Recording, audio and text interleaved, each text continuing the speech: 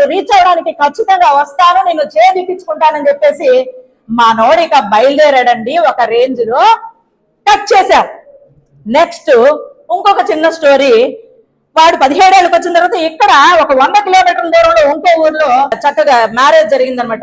ఉభయ కుశల చిరజీవన ప్రసుత భరిత మంజులతర శృంగారే సంచారే అంటూ చక్కగా వివాహం జరిగిందండి. న్యూ కపుల్ వాళ్ళు ఏదో ప్లాన్ చేయాలి కూడా, అంటే నెక్స్ట్ ఉంటుంది కదా హనీమూన్ అది ఇది అని చెప్పి బయటకు వెళ్ళాలి, తిరగాలి అది ఇదని.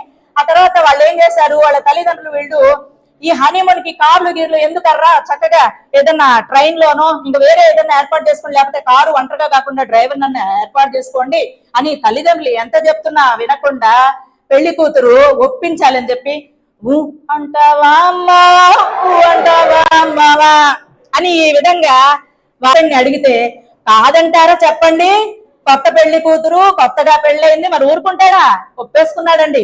ఏంటి చాలా సేఫ్టీగా వెళ్తాము అని చెప్పారు. చక్కగా సీట్ బెల్ట్స్ అవి వేసుకొని నీట్ గా బయలుదేరి వాళ్ళు వస్తూ ఉన్నారండి. ఇప్పుడండి అసలు ట్విస్ట్, మధ్యలో ఇంకొక అమాయకుడు బలైపోతూ ఉంటాడు. ఆ అమాయకుడు ఎవరో తర్వాత చెప్తాను.